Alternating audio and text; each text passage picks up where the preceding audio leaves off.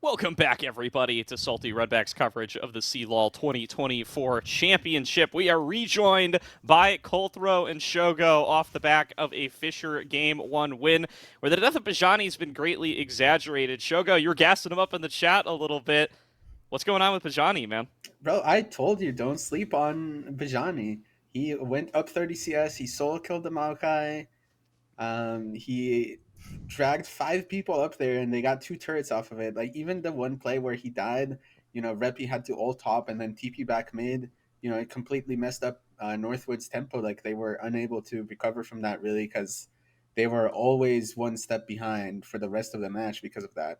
So I think, if you sacrifice so many resources to make sure the Cassandra dies, you're already setting yourself up for failure. Like, you're setting the Zaya behind, the Talia behind. Like, you're losing too many resources for the tank versus tank matchup, which I don't love. So yeah, I would like to see Northwood do some more creative things than just to try to stop fires from burning. Colthrow, anything stand out to you from that first match and what Northwood can look to improve on, or where you think things really went wrong? I'll be honest, I really hate the Maokai blind. I think it's obviously always going to ISO. There's better tanks you can pick. There's better blinds you can pick. And Maokai is just a champ that you can just abuse really, really hard. The champ has to go tier. He does 40 damage with the sapling. I don't necessarily see the strength of the champion, especially in top lane. I know ISO is a big player of it, but looks like Asante just does everything he does better. I 100% agree with that. I feel like, when you pick a flex, you actually want to have some threat that it is going to be a flex. I feel like when they lock in Maokai, not only is it obvious that it's going to ISO, it's also obvious that it's not going to RBM, right? Because we've seen RBM on carries the entire tournament. So randomly putting him on a Cassandra is not what you would usually expect to see from Northwood. And I feel like RBM was significantly stifled in that game as well, just from the vision and the fact that they were able to track him the whole game, really put the main carry of Northwood behind right from the get-go. And from there, it didn't really feel like they had any answers. And Fisher had an answer of their own, and his name was Bajani. Absolutely. And I mean, from Shogo, you're a bot lane expert here. I mean, bot lane kind of invisible for a lot of the game, at least it felt like. I mean, Kalista, Renata, definitely a lane-dominant duo, but not one that got a lot of attention, just kind of quietly eking out a couple waves worth of a CS lead, and by then, I mean, Bajani was running away with the game a little bit, it felt like. You think you see a need for any kind of change there, or a potential risk to going for a lane-dominant bot lane and then not really playing through it, or do you think, hey, if you're a head top, all's well that ends well? I like the Kalista Renata. I'm not sure about the lethality part of Kalista. I think against Alistar, you're not really getting a ton of value. Like, Alistar is a very good neutralizer, so you're not snowballing super hard with the lethality. And you have a Renata. I would have loved to see him go on hit and be a massive DPS threat that will force the entire Northwood team to, get on top of him or lose the fight.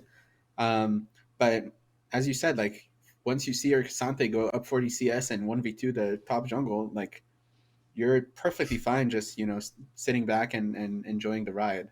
You don't need to try to 3v2. You don't need to do anything fun. You just sit back and wait for Cassandra to do Cassandra things. Yeah, Cassandra things for sure. It really felt like they were able to choke out everything around that top side using the fed Cassandra, and we could yap about that all day long, but as far as adjustments go, think we look at a Cassandra ban up against Bajani, or do you think it's just as simple as not playing that Maokai? I saw some nods from both of you guys, though. You're in on the. I think Northwood has to shift something. I don't think focusing so heavily on like bot lane bans against Fisher right now is it. Like, I think both teams should be happy to just pick the meta ADs. Like, we don't need to have 5 ADs banned in this matchup, I think. I don't think either bot lane is ever taking this series over. I think bot lane's kind of a waste of bans for honestly both sides. So I agree with Shogo. If I were Northwood, I would be banning some of the carries out from Bedge and making sure that he doesn't pilot those in game 2 and 3. We know he can play the Cassandra now. Try and get a matchup that is, either at least serviceable into Cassandra, and if you can't find one, ban it. play more towards mid because Reppy did have a lead in mid. It kind of went, Reppy kind of had a bad time seeing as all four of the people around him were doing quite poorly. But I would love to see them play a bit towards mid, just completely avoid sides. Yeah, I agree. 100%, I agree. They need to. I think Northwood needs to target Bajani and Keel off their champions, and I think Fisher needs to target RBM, and I think that's what's going to happen. I agree. As we do hop into to Game 2 draft here, I would expect the Cassante ban to be coming out at some point here, but it's looking like a decent amount of repeatability here from game number 1, as we do see the Ashe just instantly banned away. Shogo, I know you were talking about bans in other places other than AD carry, but I think both teams, with the Jinx ban being locked in, might have something to say about that. Yeah, I mean, Fisher has to ban Jinx. Like, that's the one champion that you just cannot let go through as red side. Ashe ban is just to make sure that bot lane is not too volatile, I feel like, because Poom will pilot that champ happily, and the Senna also provides Poom with just extra agency in the game. Like, they don't want Poom. Poom is, ex-LCS player, very talented player. They don't want him to have huge amount of agency, but we're just letting Bej and Keel get their pick. They're just gonna pick Thanos champions that make Senna and Ashe look like, completely worthless. I do expect this is going to be a Skarner B1 for Northwood. I think that's going to be the pivot. I think with the Talia ban, we're going to see Reppy step into something kind of, just has a lot of DPS. I think you're going to see maybe sides play a bit more for him rather than the other way around. I personally would love to see that. Show up to a team fight and he's really strong. That's kind of what I'm expecting here for Northwood. We'll find out. Is that Skarner ban going to stop any possibility of a B1 Skarner from coming on through? The Talia ban as well, we talked about that being a big contested pick. They're just going to snag that Kalista, deciding, hey, we're not going to let DMK get that one this time. It is going to be Enthralled piloting it in the bot lane, and maybe a little bit more focused towards bot after how top lane went in game number 1. Yeah, I do wonder... Oh, yeah, go ahead. Go ahead, Chogo. So I've never seen Fisher pilot Lucianami. I think DMK is very slept on. I think he has really good sense of the game. Like, he's played jungle, he's played support, and I think he played support really well when he did. I had the chance to, play with him and against him in several tryouts, and I think he did really well in support. So, like, he understands bot lane decently well, but I've never seen him play this Lucianami. So it's interesting to see how that goes, because it's a much, much more volatile lane than we had last game. Yeah, I'm very excited to see the Kindred come out. Just blind, just slam it. That's kind of this thing that carry players on teams with not a lot of carry players fall into is you kind of want counter pick, you kind of don't. In this case, you're gonna want to hide your top. After what happened last game. Just kind of slam your carry. Just say, I'm the better I'm the better player. I'm going to carry this game. I like the Kindred slam. I think it's kind of the best RBM can do right now. And I think the slam that I like a lot as well is going to be that Cassante. If it ain't broke, don't fix it. Fisher putting Majani back on his carry champion. But I certainly agree. I think that you want to give Iso a little bit of breathing room in terms of being able to get a counter pick on toward Cassante. I wonder what that is going to be, actually. I think we have to ban Urgot for Fisher. You think so? I would agree with that, actually. I think that's I do disagree with you on one point there. Oh, go ahead, Shogo. I think that's the one ISO champ that we've seen can deal with Cassante, so I would love for them to just take it away. I think mid will have to play a more supportive role with a Kindred and a Kalista, but I think bot lane matchup is just going to blow up. Like, I think Northwood has the tools to just make this bot lane matchup blow up right from the start. Nautilus is very, very easy to set up with, and Kalista has more than enough damage to just blow up the Nami on every hook. Absolutely here. We'll see. It's going to be the Keel Xinjiao to take this here. They're going to save Rowlick's mid lane counter pick for last pick. We've had some questions about Rowlick's champion pool, and now getting it even further pinched. The Talia, the Orianna, the Ahri. Nico and Galio off the table as well, a little bit more directed towards Reppy. He's going to snag that Hui. And now the question is going to be what Rallick feels comfortable playing into it, as Northwood have to pick their top laner into this Cassante as well.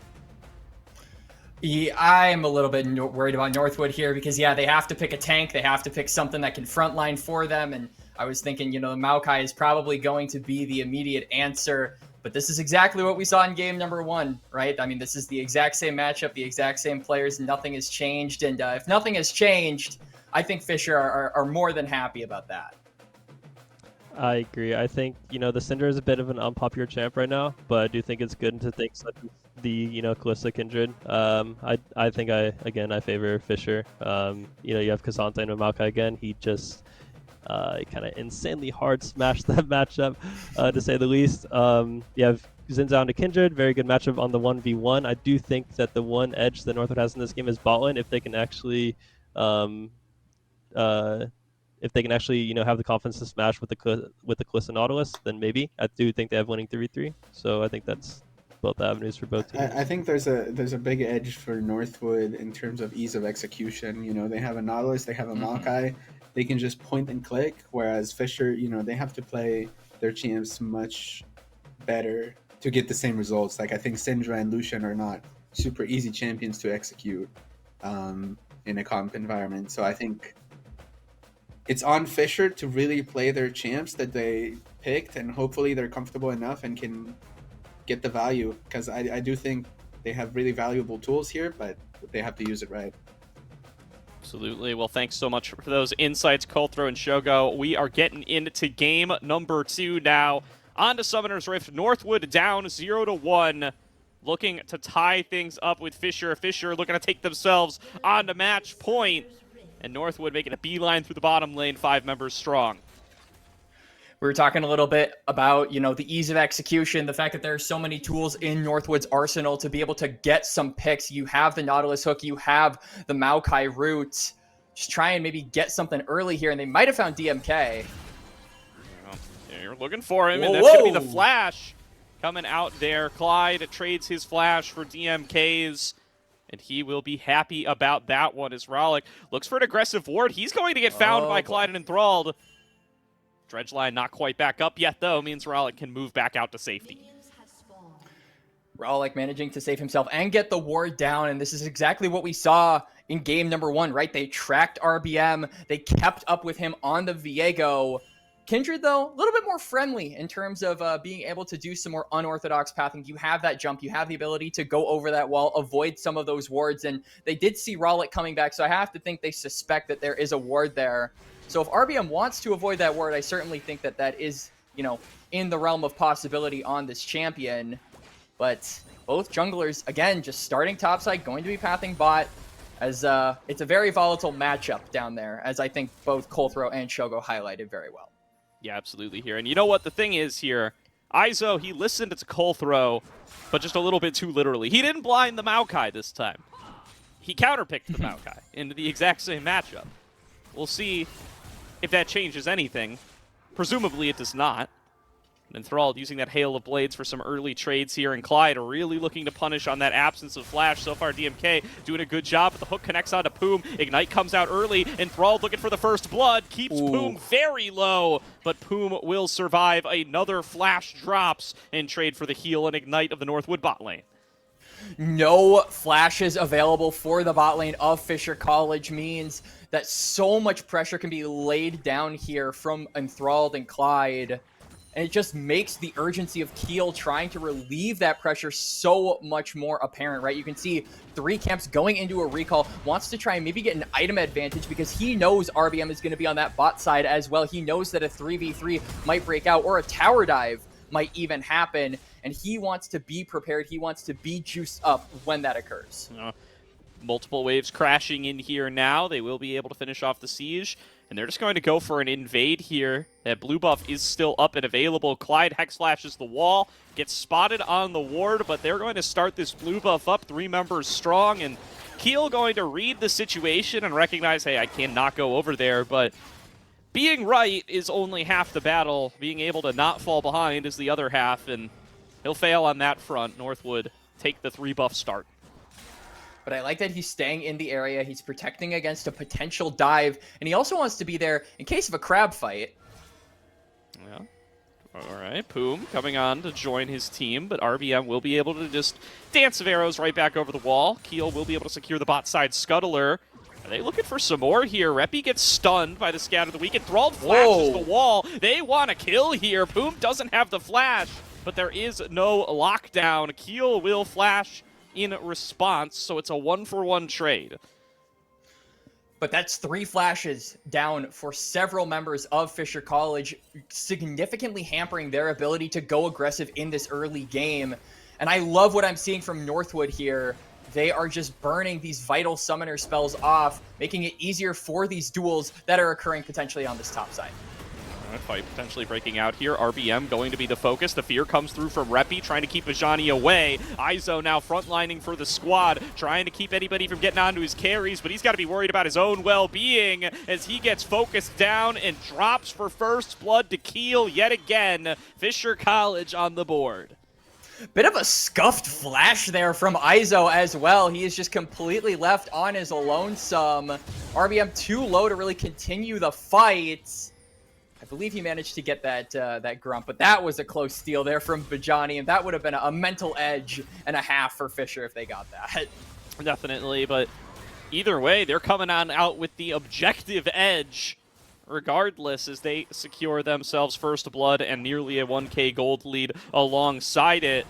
Getting Keel snowballing on that Xin Zhao and continuing to punish Izo for this Maokai pick. He did a good job of buying space, but he had no way out once he went in.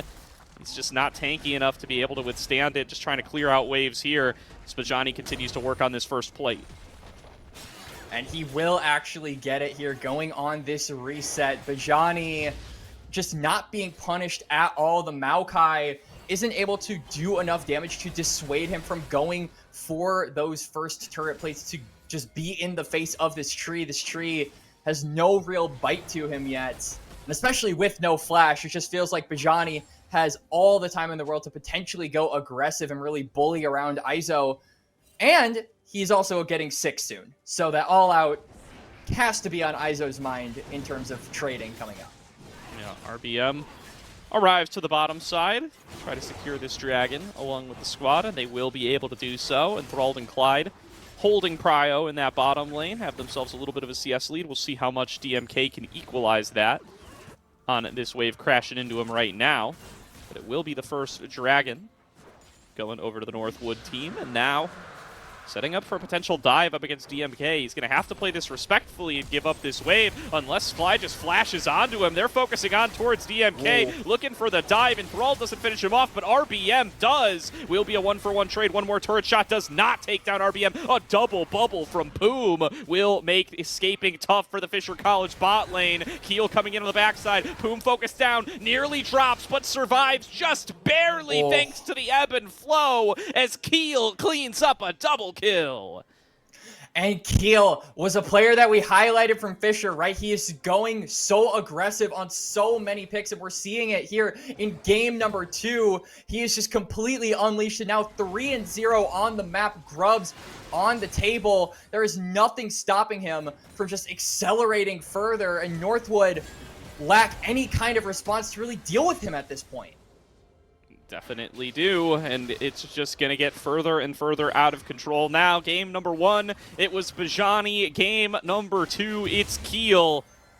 Flashing back to the pre-show, we talked about these junglers and how important their matchup is going to be. Both of them getting kills here, both of them getting ahead, but Bajani looking to punish Clyde in the river. Spiraling Despair did connect. This is an all-out Cassante. He takes a big chunk of HP, but instead they're going to focus on towards the shutdown. They find Keel, and they give it over to RBM. That's 600 gold in the Kindred's pocket.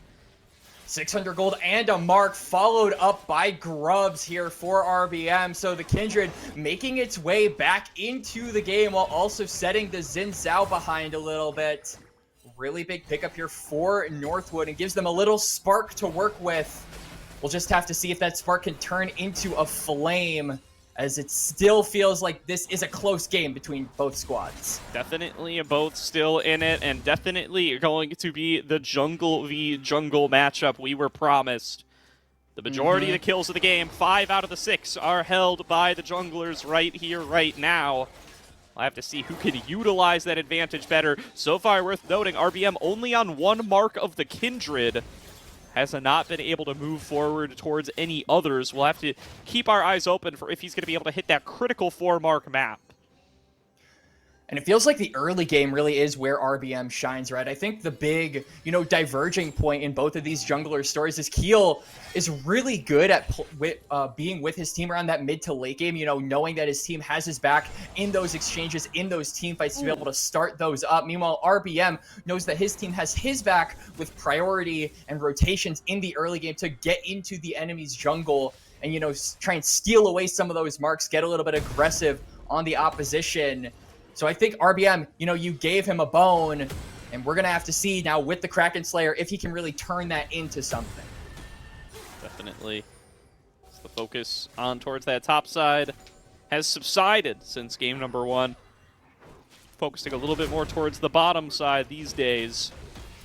As that extra mark did spawn on Gromp. CLOL in perfect position to be able to snag that away.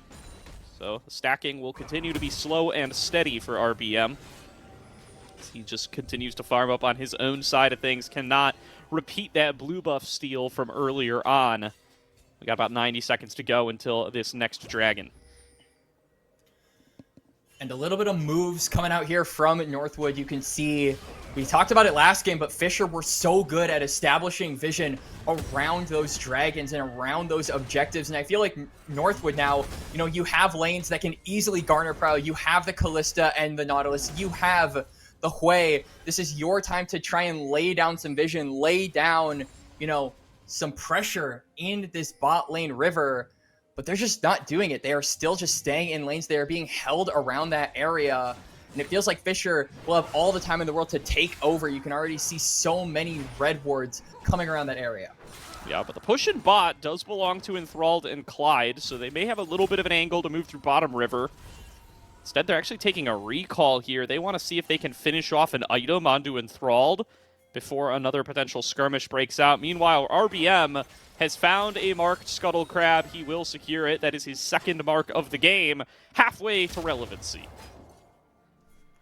Yep, 4 marks is really where it's at for Kindreds at that point, right? You want to make sure that you can get that range in a crease, and I feel like it is even more vital in this game where you have, I would say, a little bit of lack of range from Fisher, right? The only real range you have comes from Rollick. Everyone else is shorter in the range department. So being able to get that extra little bit of poke, being able to work with a little bit more spacing on the Kindred, I feel makes those marks so much more valuable. Yeah, another plate going to get cleared out there by Northwood. Meanwhile, or by Fisher, rather. Meanwhile, Northwood starting on up the dragon, and they're going to be able to secure that one. So for all of the wards committed towards this bottom side, they just come in through the front door, i.e. the top side of the river, snag the dragon. Now they've got to get back and defend this turret. It's going to be Clyde just leading the charge, gets the dredge line out of Poom. Poom gets one shot. Now over the wall, RBM getting focused down, jumps back on over, Scatter the Weak connects, but there's the Lamb's Respite trying to stay standing. Meanwhile, Rollick going to be able to finish off RBM right as the Lamb's Respite fades away. Clyde caught deep behind enemy lines. He'll fall as well. It's a 2-for-1 extended trade, but maybe even more, maybe even less though, as Rollick thought he had a kill, but he just gets turned on and blown up.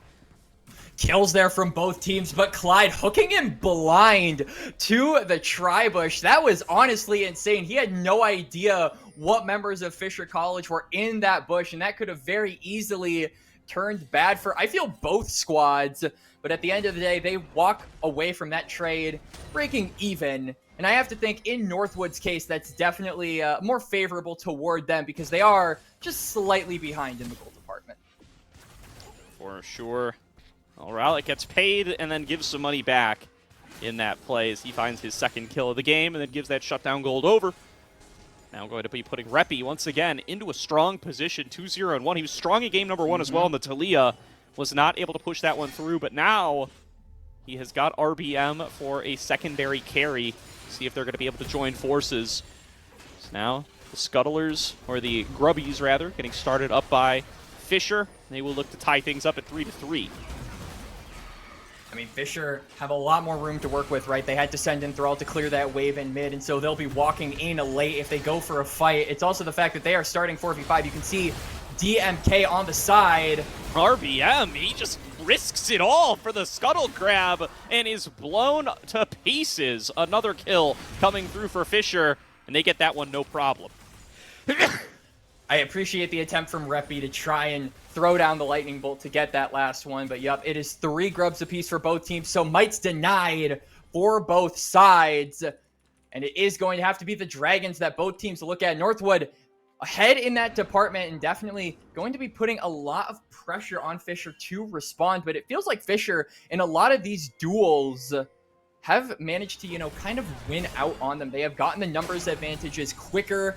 You can see in that grubs exchange that they were just way more present in the fight. It felt like they had a lot more room to work with, and it just comes out of the fact that I feel Fisher are playing the priority around that mid lane so much better.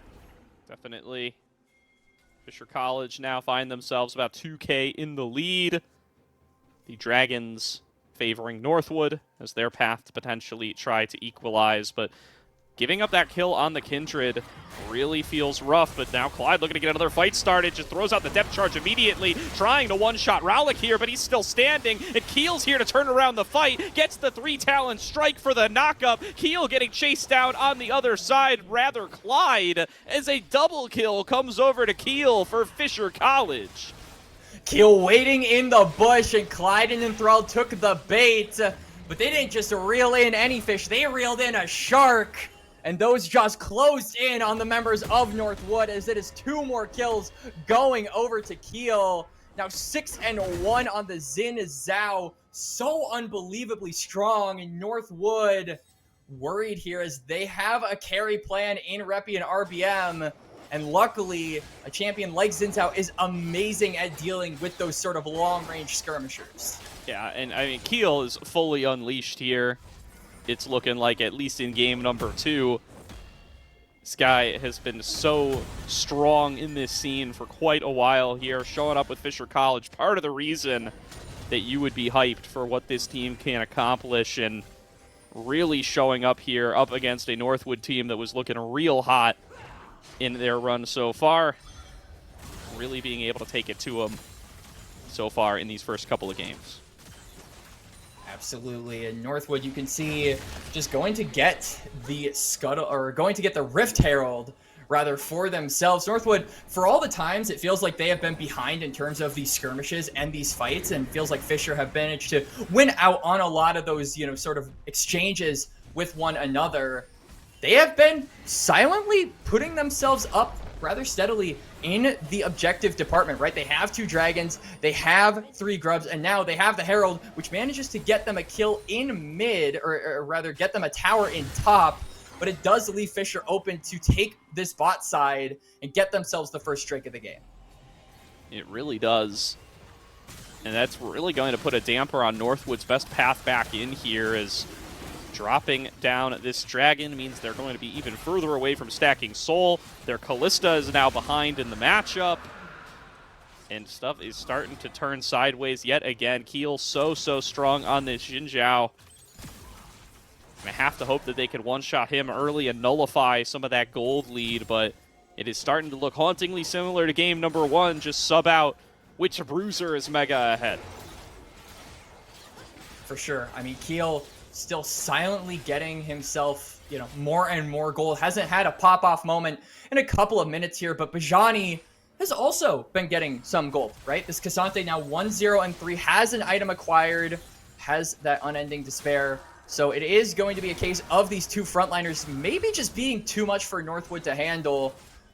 And it's just going to have to, kind of be a test to see if they can burst down those frontliners. RBM getting gold for himself, but Enthralled, the other AD carry, the other side of trying to burst down these frontliners, hasn't really been juiced up in this game, has been put down significantly on the Callista. Definitely. I do want to highlight, I mean, DMK has done a very solid job of playing defensively in this matchup that he's constantly found himself in against Clyde and Enthralled. Even while having summoners down, he's been very good about dodging away from good dredge line angles that Clyde has repeatedly found, and it's meant that this Kalista and Nautilus weren't really able to get ahead, especially the early game when he had the flash missing, but even lately, you know, he's just quick on the trigger with that relentless pursuit. He is never getting caught out of position, and this is on a champ that very people would have had on their DMK short list. Absolutely. And you can see the pressure from Northwood trying to get some resources around that bot side. Now rotating up to potentially catch out Keel. There's going to be the knockback away. Izo focusing in on towards Keel, only going to have the ultimate for a couple of seconds. He does flash out to safety, and they will call that mission accomplished. Yep, that's no flash for a dragon fight. That is most likely going to happen at around 3 minutes here. But while all those resources were expended in the top lane, yeah, Bajani has just been split pushing on this Cassante. Manages to get some damage on the turret there, but doesn't want to overstay his welcome. And it's just going to be a battle of how they can sort of, you know, yin and yang, push and pull around this bot side, because both teams want to establish vision there, but they're also looking around that top side to try and get some of those picks like they looked for in Keel. Now, moving in through mid, DMK and Poom going to be funneling this wave right in towards Enthralled. He will be just waiting around for it. They open up with the culling. Clyde going to be there to defend, so not too substantial of a chunk taken, but they're going to bring in 4 members to try to take another outer turret. Scatter the Weak connects on towards Enthralled. He gets hit by the wind, becomes lightning as well, but that might be Keel up too far. The return damage is quite strong. Everybody moving forward for Keel, and the shutdown gold will go to Enthralled. Ralik now terrifically low. They won't be able to finish him off, though. A nice Scatter the Weak will buy him the space that he's looking for, and Dragon Min Kim continues to land some of those shots over the wall. They will be able to stay standing, though. It's Baron time. Yeah, almost on cue to Keel dying there. They go for the Baron that has just now spawned. We're 20 minutes in, but they don't want this to happen. Ralik going for the reset, but also has the TP. TP has come in from Bajani. You get this catch onto Poom. Poom will be picked off. Bajani, fresh off the TP, has to start heading for the hills. Ralik TP's back as well. Gets a 3-man Scatter the Weak, but it's Izo in the front, and Izo's still plenty tanky. Fear doesn't connect onto anybody from Reppy, and unfortunately for Northwood, it looks like their dreams of a Baron might be thwarted here. They got the kills. They got Ralik forced out of the fight, but Bajani's arrival is just too tough to deal with, and Keel's back up on the map now. But we still have around a minute left here into this dragon. I wonder if, yeah, you can see Bajani, he knows he doesn't have teleport. He knows he can't make any of those cross-map plays to try and threaten this tier 2. So he has to try and push this out before there is a response from Izo or Reppy to do that, and then be able to TP down to the fight that will be happening in around 45 seconds here. So good cross-map awareness from Bajani to push that wave out. And now he'll be able to go on down here, join this fight freely. And it really just puts Northwood in a precarious situation as they are late to the bot side. Yeah, going to be another dragon here in 30 seconds, but like you said, Scuttle Crab already coming through. Nice chunk found by Reppy, but gonna need a lot more than that to work your way through this tanky Keel, especially with that Sterix gauge now completed. To see what they're gonna be able to do. 5 members strong, Northwood pushing through the mid lane. Bajani already waiting to be able to prevent them from getting into the bot river. Northwood in the mid lane, trying to push down this wave as much as possible. Culling opened up, going to chunk them out a little bit. Clyde might just be the focus here. Scatter the Weak into the push from Bajani, but that just puts Bajani further out of position. The focus once again will come through. RBM finishes off the kill. Pull back in. The focus is Keel now. He's getting danced away from by Enthralled. That's 2 kills onto the 2 frontliners. Northwood wipes away the front line from the map, and now they have a chance at Baron yet again. And that was the question, right? Could the AD carries, could the marksmen of Northwood burst down the front line of Fisher? And that was a resounding yes answer coming out from the Timberwolves, as now they're going to transition that into a Baron. Fisher going for the Dragon, though, but that's all members committed to the bot side, which means Northwood might just be able to get this tower for free in response. Very well might. They're going to try to tie things up at 2 dragons apiece, but meanwhile, Northwood, they're up on the next level. They're already trying to push in topside with their newfound Baron buff. They're going to try to get themselves another big chunk of gold off the inner tower and try to get themselves back into base. They have the gold lead now. They have re-solidified themselves and their position in this game off the back of some real nice picks there. Constantly finding the Fisher members just in a little too deep. For sure. It feels like Fisher, the last couple of exchanges, the frontliners have just gone a little too far forward. It started with Keel, no flash, no ult, going to try and kill Enthralled. And that kind of felt like the breaking point for Northwood to come back in this game. And since that time, they have gotten the Baron, they have won another fight, they have gotten a turret, and they're looking for another one here in mid lane. Yeah, gotta get this mid outer down. That is big prerequisite to starting to make plays in the enemy jungle, and they will complete it here. Well, Rowlick going to have to take a more respectful path here. It's a little bit of damage there on towards Clyde, but Northwood are now just setting up to keep this push going in the bottom lane, and this is a really great use of the Baron. I mean, part of it's because there were so many structures left up, but Northwood just moving from lane to lane to lane, taking whatever turret's available there, and it's giving them a big slingshot of gold back into the game. Bajani's on top side. He will likely take an inner. He's TPing now. He's coming in behind enemy lines. Izo a little cut off from the rest of the team. Bajani going to be the first one to start things off. They're going to start focusing him down. The fear not going to come on through. That's going to be that knockup from the tidal wave landing onto 2, and Enthralled's going to get one shot to start things off. Clyde now in the front line. The knockback's coming on through, but will they be able to finish off some of these targets? RBM advancing forward on the Kindred. Flashes away from the bubble. RBM? For the carries. Will be able to find Rowlick. Has thrown down the Lamb's Respite to stay standing. A double kill comes through for Izo, and even with Bajani's deep flank angle, Northwood, they collapse together, they stay strong, and they win the fight. TMK and Poom have got to defend the Nexus. And RBM flashing forward in the face of Fisher College manages to come up big with so much damage coming out from the Kindred.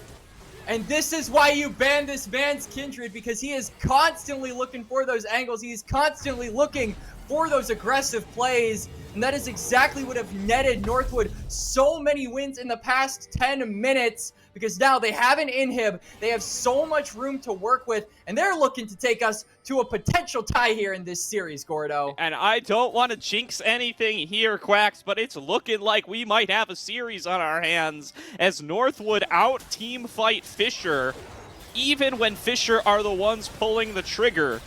Even up against this fed Xin Zhao, they are able to take on the enemy team one member at a time, calm, cool, collected, and they collect themselves a nice boatload of structures here. DMK, a little bold on that recall, will be able to get away for now. Absolutely. No objective spawning for another 2 minutes, but Northwood now kind of the ones in the driver's seat here in this game now. Have a 4K gold lead and are able to establish vision deep in the enemy jungle, clear out a lot of that vision as well. As you can see, RBM. Ooh, diving forward. RBM doesn't have Lamb's Respite. He will be able to sneak away there. That was on a knife's edge, though. 1 or 2 more autos, 1 stray spell from Rowlick or DMK, and that could have been a dead RBM, but he stays strong. Manages to keep himself alive, and Benjani doesn't have TP, so won't actually show his face on the wave here, because he just knows that a lot of the members of Northwood are going for that reset. He doesn't have really any way to get out, doesn't have the ghost, so I like this reset coming up from him.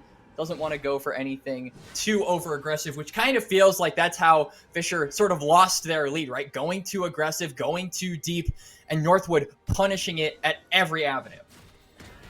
Really great stuff out of Northwood so far in this game number 2, recovering from a tough early game and now playing together as a team. This is where you would expect them to have the advantage, right? Fisher College with 2 members on this team who did not play for them in their conference playoffs.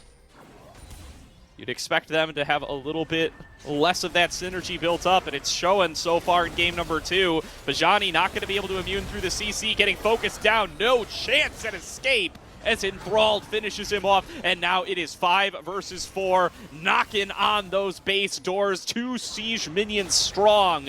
Let's see what Fisher can do to try to respond. Here comes that Nature's Grasp. They're going to focus on towards Keel first. Spiraling Despair connects. He'll be able to immune it thanks to the Crescent Guard. Izo been tanking up the turret the whole time, and they haven't been able to finish off the turret yet. It stays strong at about 20% HP. And Northwood, they don't have another minion wave. They don't have a Baron buff. They just back off and try to grab the dragon. Good choice from Northwood, in my opinion. I think, you have a minion wave coming up, but we saw the wave clear coming out from Fisher College. They're going to be able to evaporate that incoming wave, so it's better to just pivot down, go to the dragon, and now potentially send someone to deal with Rowlick, who has TP down toward the spot lane. be able to secure that one. Ralik does take an inner turret on the other side, getting his team a little bit more money. And for all that we're hyping up Northwood here and their control over the map, it is only a couple thousand gold in their favor, not an comebackable lead by in any sense of the word. Plenty of opportunities here for Fisher to find a good fight in their favor. They just haven't done it in a while. Absolutely. And RBM clearing up his camps, now level 16. So very strong Kindred at this point in the game. Fisher, though, both of these teams kind of establishing sort of a war of attrition with each other, just trying to get vision deeper and deeper into the enemy territory. But Northwood, with that push in mid lane, feel like they have a little bit more room to walk up with. And with that control ward down in the pit as well, they're just able to deny so much vision from Fisher. And there's going to be that control ward trying to keep the vision away, but Baron's still at half HP as Fisher College realizes what's going on. Ralik chunked out pretty low. They're going to look to start things off, pull back away to get Clyde out of danger. Izo tanking up the culling, throwing skills back on through. Bajani going to be the focus. Izo pulled way out of position as Bajani heads for the hills, not able to get to the Lamb's Respite in time as Keel flashes in, looking for a follow-up fight, gets hit by the depth chart, throws down that ultimate to stay standing, but will get finished off by RBM anyways. Bajani still alive with just a sliver of HP, but Northwood win the fight. They move back towards the Baron. Jungler is down. A trade 1-for-1, but Keel won't be around for another 30 seconds. Fisher College, they have no real hope of going for this Baron. They're not even going to try. They don't want to risk getting caught out. And it feels like Northwood, they have the Genji Baron buff, 4 members strong.